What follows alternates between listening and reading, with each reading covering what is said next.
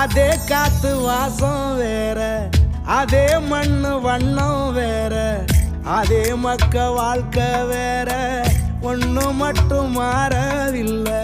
மத்த நாட்டு சுவையெல்லாமே ஒத்த வேலை உடைய போல, சுத்தமான நம்மூர் சுவையோ ஆத்தா தந்த உசுர போல. மூட்டி பாசம் கொட்டி சமைச்சது திண்டுக்கல் தலப்பா கட்டி, நெய்யூத்தி நேசம் கொட்டி இழுக்குது திண்டுக்கல் தலப்பா கட்டி.